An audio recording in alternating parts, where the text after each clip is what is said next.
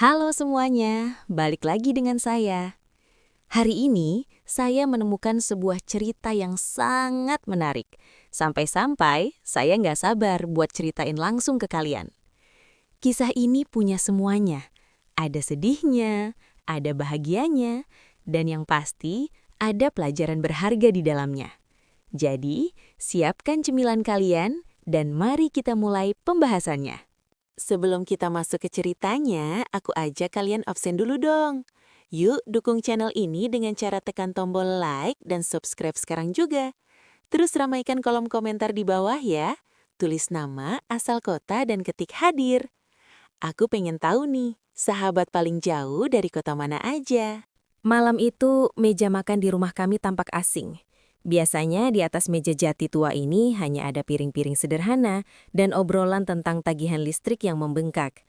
Namun kali ini, ada sepasang lilin aromaterapi yang menyala, buket bunga lili putih, bunga kesukaanku, dan hidangan dari restoran bintang 5 yang biasanya hanya kami kunjungi setahun sekali saat ulang tahun pernikahan.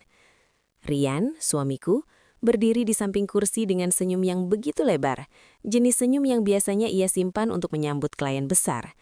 Ia mengenakan kemeja rapi, seolah-olah ia sedang bersiap untuk sebuah negosiasi penting, bukan sekedar makan malam bersama istri. "Selamat datang sayang, kamu terlihat sangat lelah hari ini. Duduklah," ucapnya sambil menarikan kursi untukku dengan gestur yang terlalu sopan. Aku menatapnya dengan kening berkerut, meletakkan tas kerjaku di kursi sebelah. "Mas, ada apa ini? Tidak ada perayaan apapun hari ini kan? Aku baru saja pulang dari butik dan rasanya kakiku mau copot." Rian tertawa kecil. Suara tawa yang entah mengapa terdengar kering dan sedikit dipaksakan di telingaku. "Hanya ingin memanjakan istriku yang paling hebat. Bukankah boleh sesekali aku bersikap romantis tanpa alasan?" Kami makan dalam suasana yang janggal. Rian terus-menerus memuji masakannya dan bertanya tentang hariku. Namun aku menyadari matanya tidak benar-benar menatapku. Ia berkali-kali melirik ke arah tas kantornya yang tergeletak di atas meja kecil dekat ruang tamu. Telapak tangannya yang menggenggam sendok pun tampak sedikit gemetar. Setelah makanan penutup disajikan, ia mendadak menggenggam tanganku. "Kinan, kamu tahu kan kalau perusahaanku sedang dalam posisi yang sangat sulit belakangan ini?" Mulanya dengan nada rendah, penuh dengan intonasi kesedihan yang seolah sudah dilatih. Aku mengangguk perlahan. Rasa cemas mulai merayap di dadaku. "Iya mas, kamu bilang ada masalah dengan beberapa investor yang menarik dana mereka secara tiba-tiba." "Masalahnya jauh lebih besar dari itu, Kinan. Pak Bram, bosku, dia menuntut pertanggungjawaban penuh atas kerugian proyek properti di Jakarta Barat. Jika aku tidak bisa menuntuti hutang operasional dan denda sebesar 5 miliar rupiah dalam minggu ini, dia akan menempuh jalur hukum. Aku bisa dipidanakan atas tuduhan kelalaian dan penggelapan, Kinan. Aku bisa masuk penjara." Jantungku berdegup kencang hingga terasa ke pangkal tenggorokan. 5 miliar? Dari mana kita bisa dapat uang sebanyak itu dalam waktu seminggu, Mas? Tabungan kita saja tidak sampai 1/10-nya. Rian terdiam sejenak, matanya menatapku dengan tatapan memohon yang menyakitkan. Ia merogoh sebuah map kulit berwarna coklat dari balik punggungnya dan meletakkannya di depanku. Dengan tangan gemetar, aku membuka map itu. Mataku membelalak saat membaca judul dokumen di dalamnya. Surat hibah kepemilikan aset. Aset yang dimaksud bukan mobil kami, bukan juga tanah kecil di pinggiran kota. Dokumen itu berisi nama rumah ini. Rumah tua bergaya kolonial dengan halaman luas, warisan tunggal dari almarhum ayahku. Rumah yang menjadi saksi bisu masa kecilku dan satu-satunya peninggalan yang paling berharga. "Mas, apa maksudnya ini? Kamu ingin aku menghibahkan rumah ayahku kepada Pak Bram?" Suaraku meninggi, getaran amarah mulai menggantikan rasa cemas. "Hanya hibah sementara, sayang. Pak Bram menginginkan jaminan aset yang nyata untuk menunda laporan polisi. Dia pengagum arsitektur rumah ini. Dia berjanji begitu aku berhasil memulihkan proyek dalam 2 tahun, surat ini akan dikembalikan. Ini hanya formalitas, Kinan. Formalitas untuk menyelamatkan posisiku."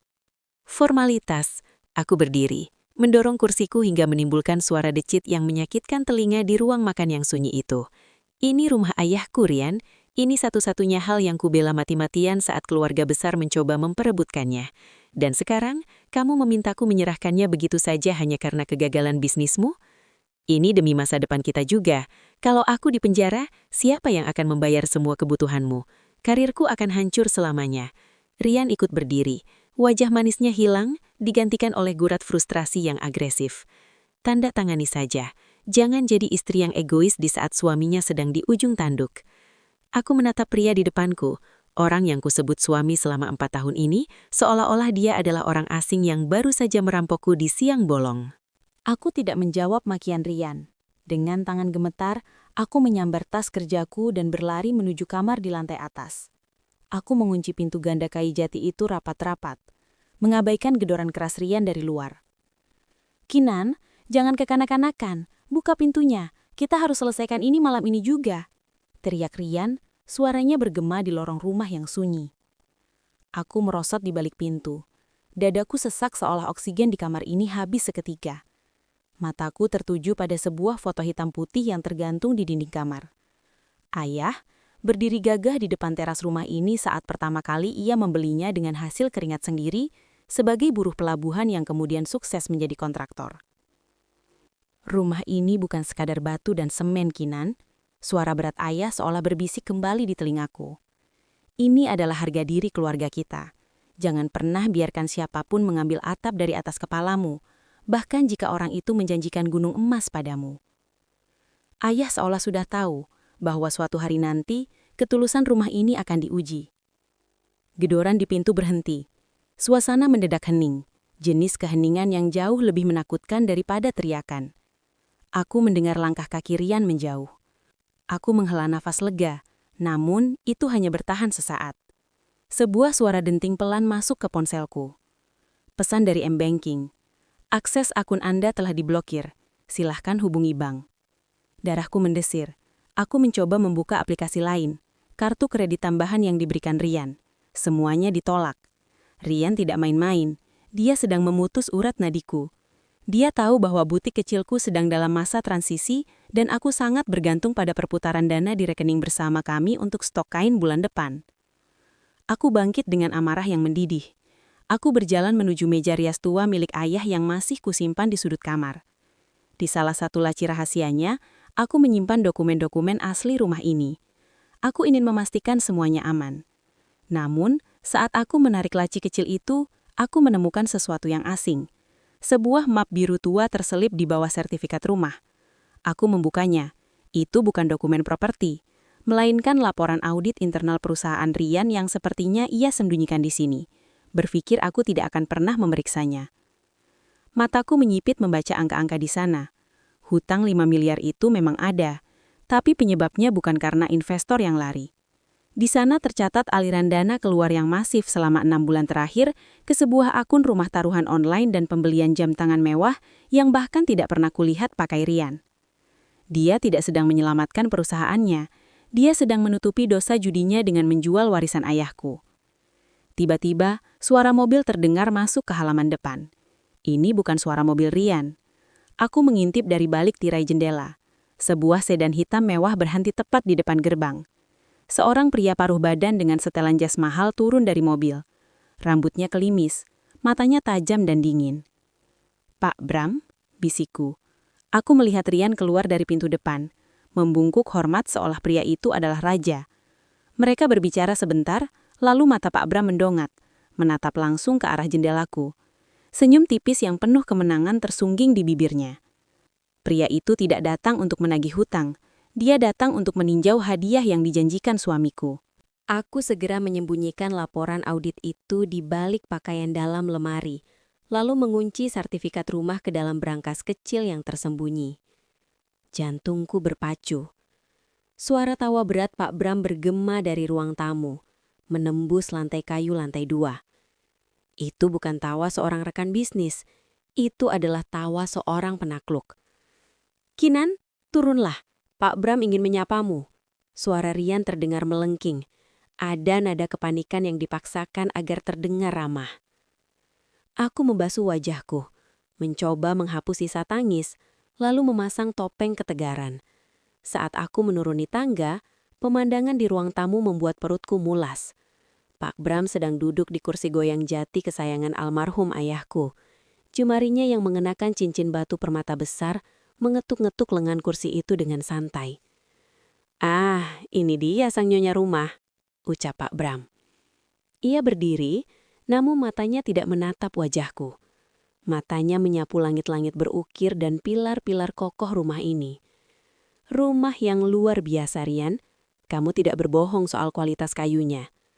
Tentu saja, Pak. Ayah mertua saya membangunnya dengan material terbaik pada zamannya, sahut Rian sambil menuangkan teh dengan tangan yang masih gemetar. Aku berdiri di anak tangga terakhir, melipat tangan di dada. Maaf, Pak Bram. Ini sudah jam 9 malam. Saya tidak menyangka ada tamu urusan bisnis yang datang ke rumah pribadi di jam istirahat. Bisnis yang besar tidak mengenal jam istirahat, Nyonya Kinan.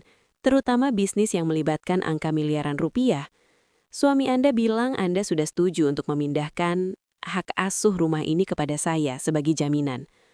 Suami saya salah bicara kalau begitu. Jawabku tenang, namun tajam. Saya tidak pernah setuju. Suasana mendadak beku. Senyum di wajah Pak Bram memudar, digantikan oleh tatapan sedingin es. Rian segera mendekatiku, mencengkram lenganku dengan keras, sebuah peringatan agar aku tutup mulut. "Kinan, jangan sekarang, Rian," bisik Rian di telingaku. Giginya berkeretap. Pak Bram berjalan mengelilingi ruangan. Jemarinya menyentuh foto-foto tua di atas bufet. Ia berhenti di depan foto ayahku. "Hermanus, ayahmu adalah orang yang keras kepala, Kinan. Dulu dia merebut tender proyek pelabuhan dariku dengan cara yang sangat tidak elegan. Siapa sangka, 30 tahun kemudian aku akan berdiri di rumahnya sebagai pemilik baru." Aku tersentak. Jadi ini bukan sekadar soal utang judi Rian. Ini adalah dendam lama. Pak Bram memanfaatkan kelemahan suamiku untuk menghancurkan warisan pria yang pernah mengalahkannya. "Rumah ini tidak dijual dan tidak akan pernah dihibahkan," tegasku. Pak Bram berbalik, menatap Rian dengan tatapan merendahkan. "Rian, sepertinya kamu belum bisa menjinakkan istrimu. Ingat kesepakatan kita, jika besok pagi surat itu tidak ada di mejaku, laporan kepolisian atas kasus penggelapan dana 5 miliar itu akan meluncur, dan aku pastikan kamu tidak akan mendekam di penjara biasa. Aku punya banyak teman di dalam sana." Rian jatuh duduk di sofa, wajahnya pucat pasi seolah nyawanya baru saja dicabut.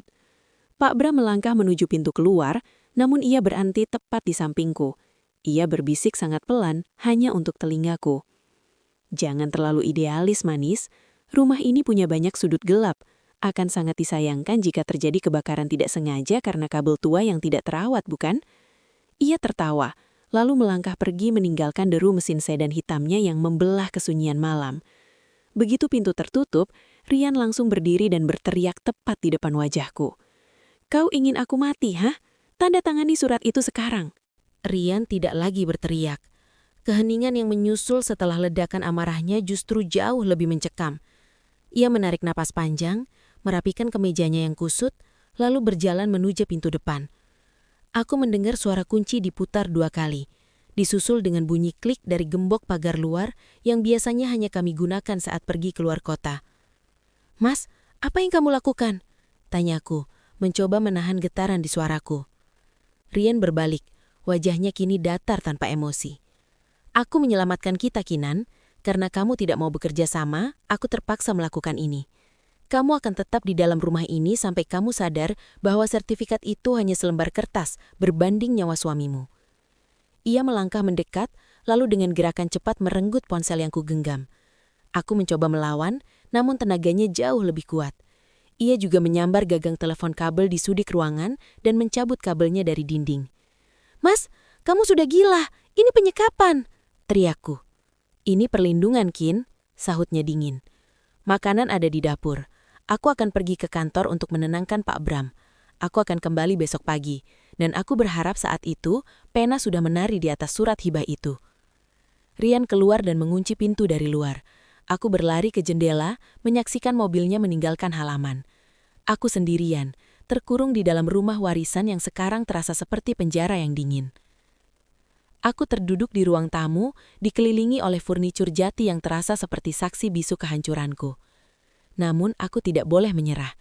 Jika aku menyerahkan rumah ini, Rian tidak akan berhenti. Hutang judinya akan terus tumbuh dan Pak Bram akan terus memeras kami sampai kami tidak punya apa-apa lagi, bahkan harga diri.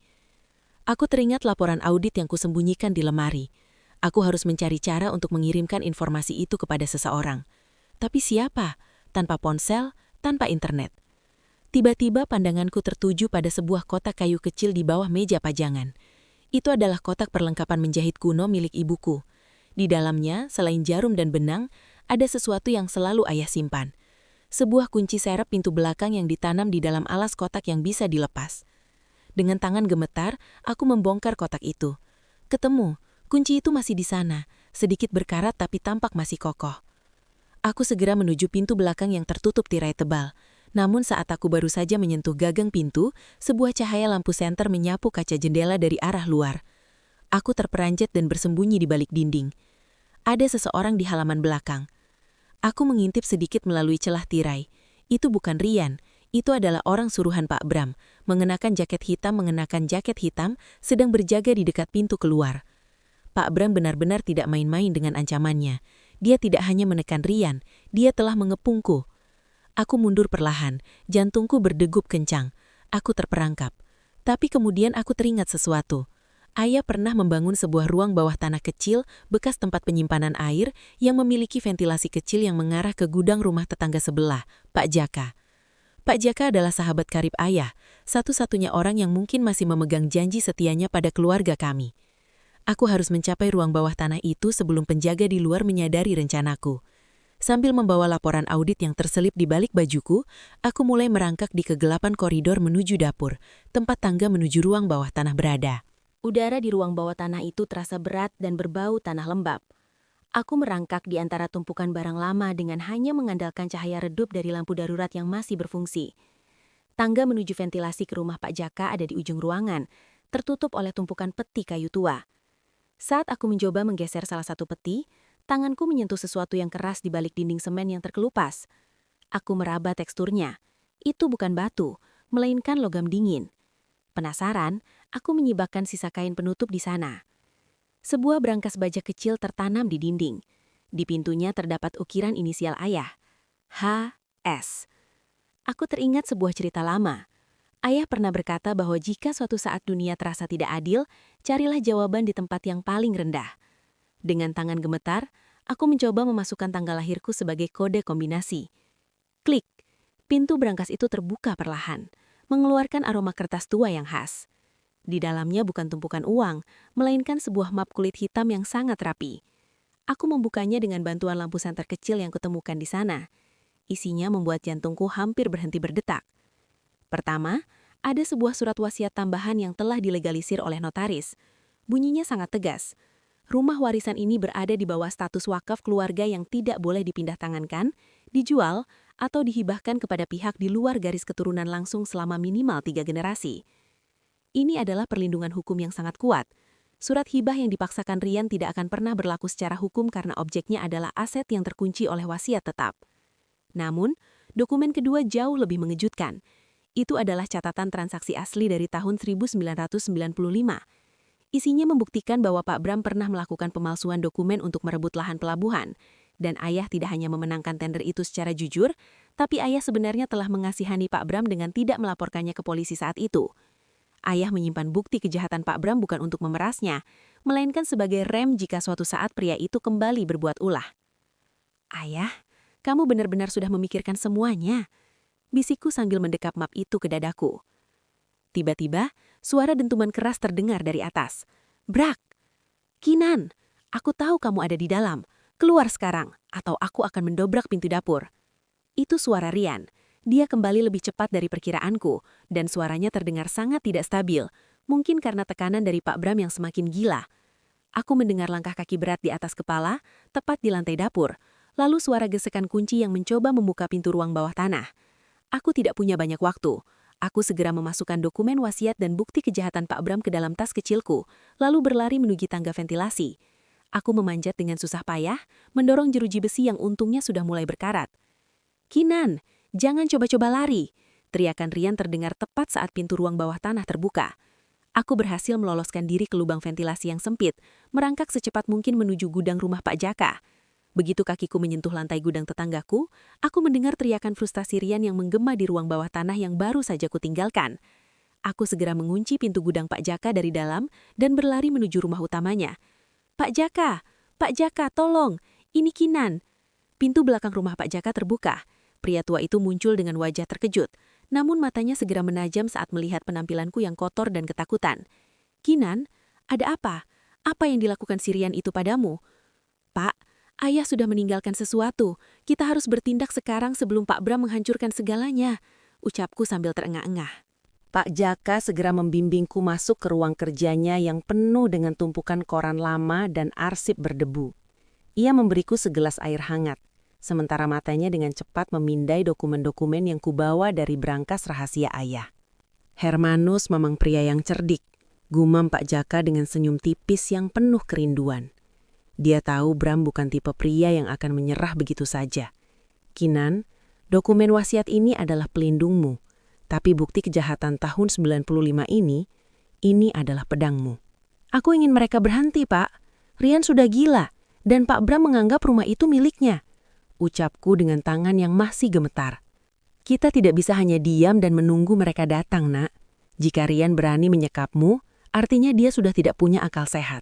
Kita harus memancing mereka ke dalam sebuah pertemuan." Pak Jaka meraih telepon genggamnya, lalu menekan sebuah nomor. "Aku akan menghubungi kawan lamaku di Polda. Kita butuh saksi resmi." Namun, belum sempat Pak Jaka menyelesaikan bicaranya, suara teriakan Rian terdengar dari halaman depan rumah Pak Jaka. "Pak Jaka, saya tahu Kinan ada di dalam.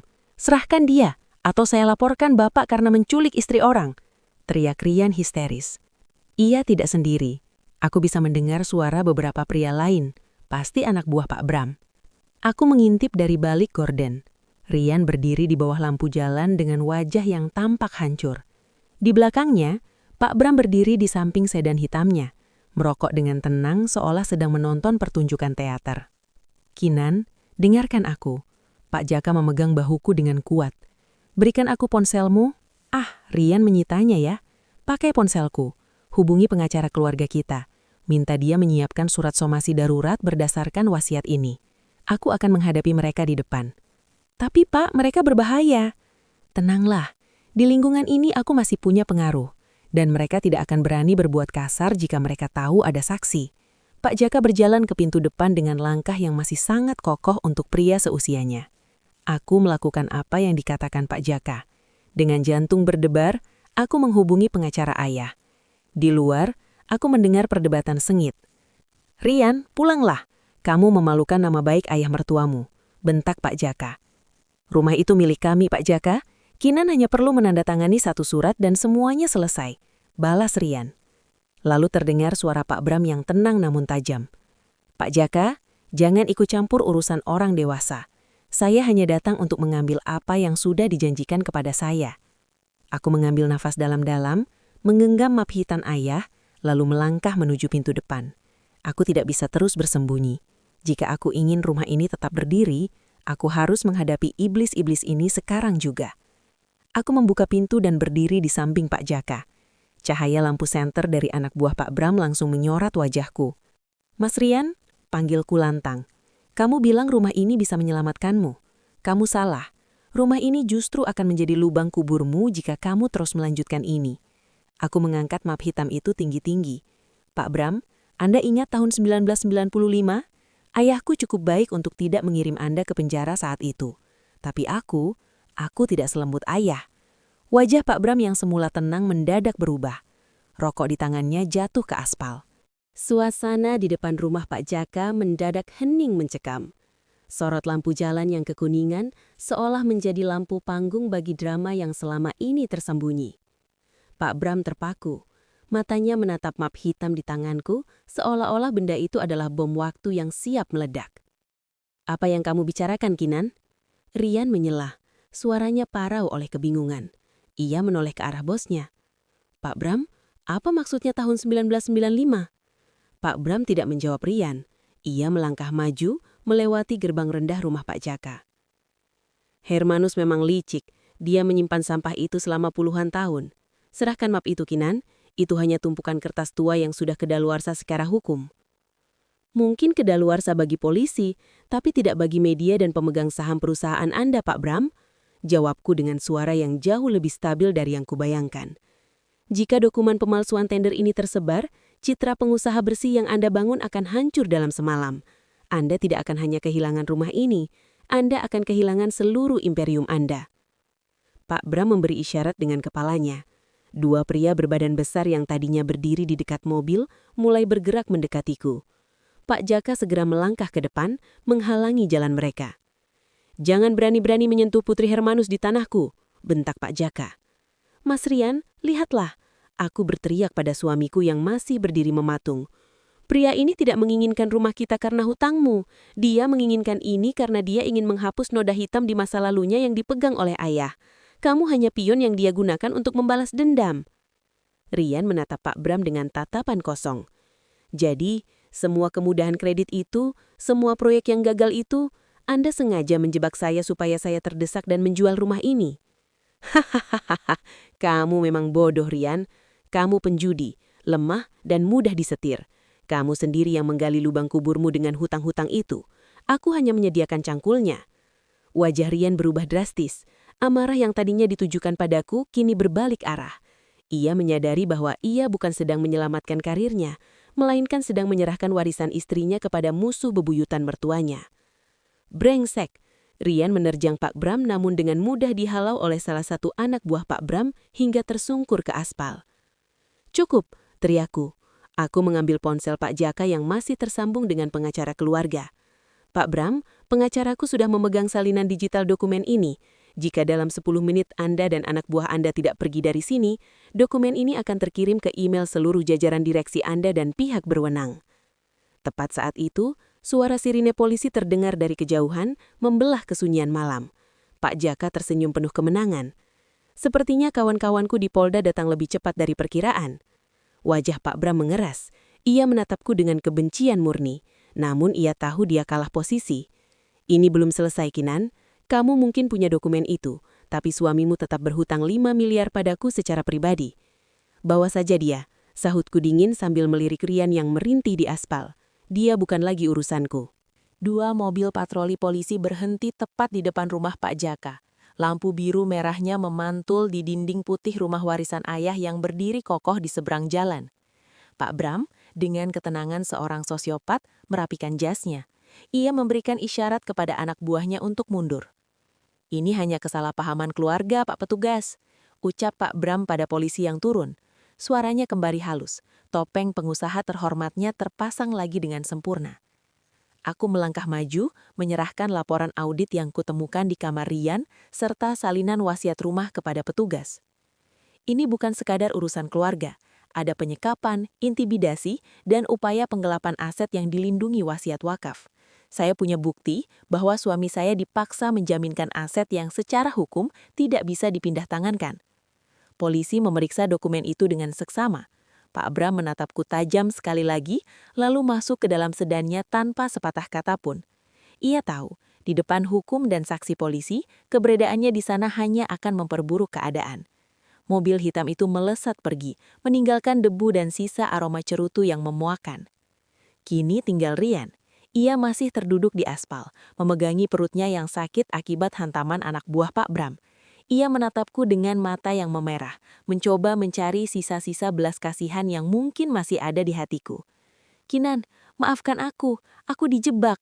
Aku melakukan ini semua agar kita tidak miskin." Rintihnya mencoba meraih ujung sandalku. Aku mundur selangkah. Rasa jijik yang kurasakan jauh lebih besar daripada rasa sakit hati. "Kamu tidak sedang menyelamatkan kita, Rian. Kamu sedang menyelamatkan egomu dan meja judimu. Kamu tega mengurungku dan menjual satu-satunya kenangan tentang ayahku kepada musuhnya." Aku merogoh tas kecilku, mengeluarkan sebuah amplop putih yang sudah kusiapkan sejak aku berada di rumah Pak Jaka tadi. Aku menjatuhkannya tepat di depannya. "Apa ini?" tanya Rian bergetar. "Surat gugatan cerai, dan di dalamnya juga ada surat pernyataan bahwa aku akan melaporkan penggelapan dana perusahaan yang kamu lakukan jika kamu berani menginjakan kaki di rumah itu lagi." Suaraku tidak lagi bergetar. Aku merasa seringan bulu.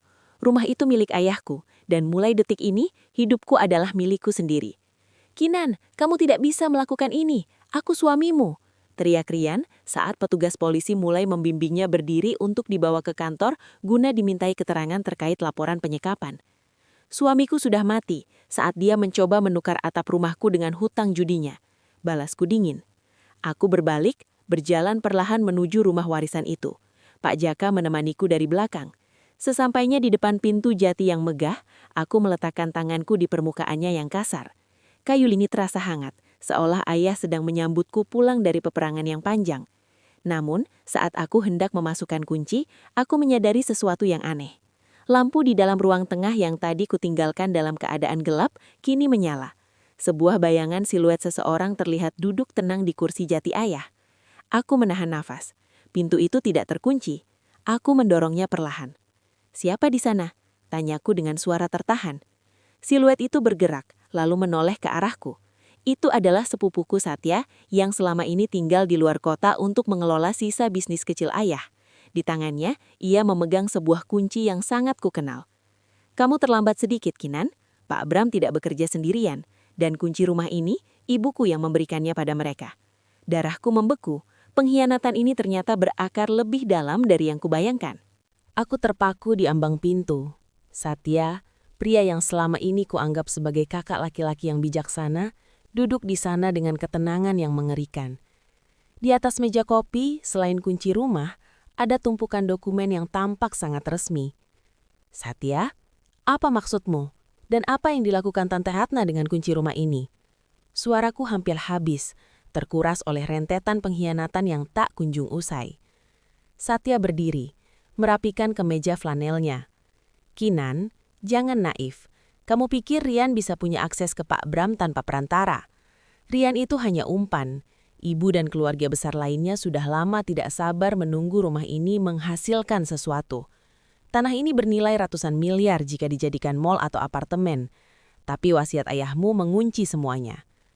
Jadi, kalian bekerja sama dengan musuh ayahku untuk menjatuhkanku." Aku melangkah masuk, mengabaikan peringatan Pak Jaka di belakangku. "Kami tidak menjatuhkanmu. Kami ingin membebaskanmu." Satya berjalan mendekat. Suaranya kini terdengar seperti bujukan yang licin. "Rumah ini terlalu besar untuk wanita sendirian. Pak Bram menawarkan skema yang sangat menguntungkan. Kamu akan dapat jatah. Kami semua dapat jatah. Rian hanya cara paling mudah untuk menciptakan alasan kebangkrutan, agar status wakaf ini bisa digugat di pengadilan karena keadaan darurat ekonomi." Aku tertawa getir. "Kalian menciptakan neraka untukku hanya supaya bisa berpesta di atas tanah ayah." "Ibuku memegang hak atas sebagian tanah di belakang rumah ini, Kinan. Secara hukum, kami bisa menuntut pemecahan sertifikat. Dan jika itu terjadi, rumah ini akan kehilangan akses jalan utama. Nilainya akan jatuh." Satya menunjukkan sebuah dokumen peta tanah. "Tanda tangani saja surat kesepakatan keluarga ini. Biarkan Pak Bram mengambil rumahnya, dan kita ambil uangnya." Aku menatap Satya, lalu menatap dinding-dinding rumah yang seolah ikut merintih. Pak Jaka yang sejak tadi diam di belakangku, tiba-tiba berdeham keras. "Satya, kamu lupa satu hal," ucap Pak Jaka sambil melangkah maju ke cahaya lampu. "Ayahmu dulu berhutang nyawa pada Hermanius saat krisis tahun 98, dan Hermanius tidak pernah menagihnya. Tapi dia menyimpan satu surat pernyataan hutang yang belum lunas. Bukan hutang uang, tapi hutang saham atas tanah belakang yang kamu banggakan itu." Satya mengernyit. "Apa maksudmu, tua bangka?" Aku segera teringat map hitam yang masih kupeluk erat. Aku membukanya dengan terburu-buru, mencari lembar-lembar terakhir yang belum sempat kubaca secara detail di bawah tanah tadi. Di sana, terselip sebuah amplop kecil bertuliskan, "Untuk digunakan jika Ratna mencoba berkhianat." Aku membukanya dan mengeluarkan selembar kertas segel lama. Itu adalah surat penyerahan hak tanah belakang dari Ibu Satya kepada ayahku sebagai jaminan hutang modal usaha yang tidak pernah dibayar kembali. "Tanah belakang itu sudah bukan milik ibumu, Satya. Ayahku membelinya secara sah, tapi dia membiarkan ibumu merasa memilikinya agar dia tidak malu di depan keluarga besar." Aku menyodorkan kertas itu ke depan wajah Satya. "Kalian tidak punya hak apapun untuk memecah sertifikat. Kalian tidak punya apa-apa di sini." Wajah Satya yang semula tenang kini berubah menjadi pucat, lalu merah padam karena malu dan amarah yang meledak. Ia menyadari bahwa seluruh skema yang ia bangun bersama Pak Bram runtuh dalam seketika karena kemurahan hati ayah yang selama ini mereka hianati. "Berikan kertas itu."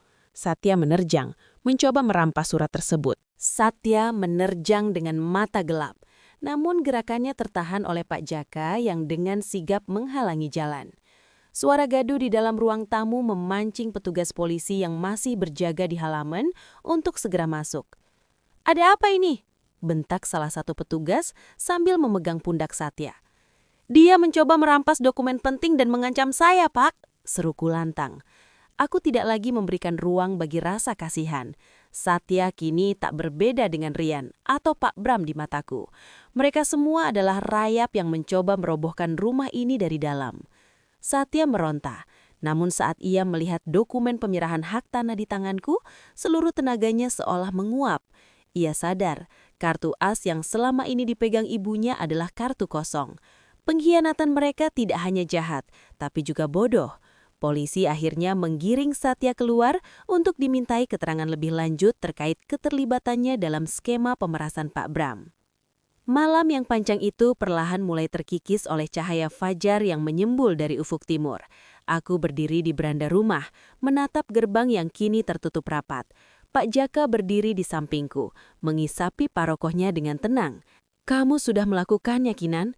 Kamu menjaga amanah itu lebih baik dari siapapun," ucap Pak Jaka tulus. "Terima kasih, Pak. Tanpa Bapak, aku mungkin sudah menyerah di ruang bawah tanah tadi." 1 minggu kemudian, berita besar mengguncang dunia bisnis.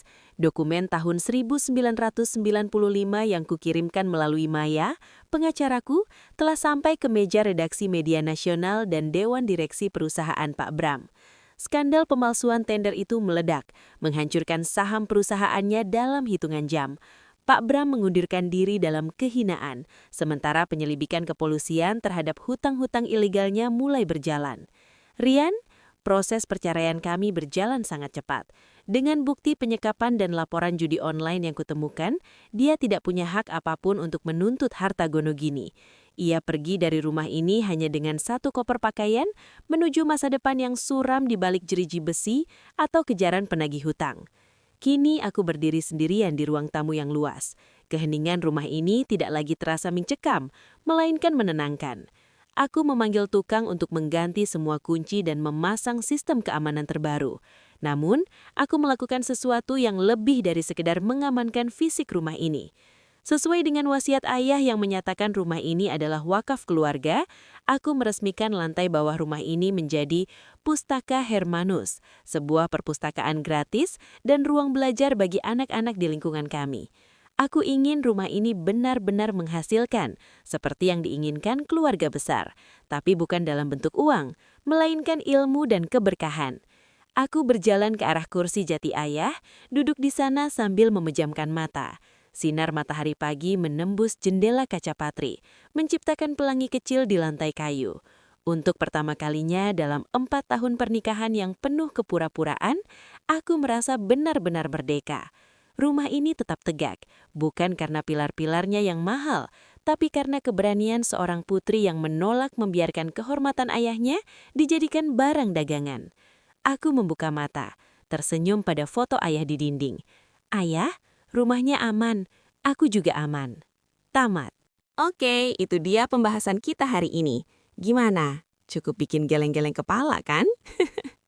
Saya harap kalian dapat sesuatu dari video ini, atau minimal bisa nemenin waktu luang kalian. Jangan lupa subscribe kalau kalian gak mau ketinggalan cerita-cerita menarik berikutnya yang bakal saya bahas. Makasih udah mampir di channel ini. Sampai jumpa lagi di video berikutnya.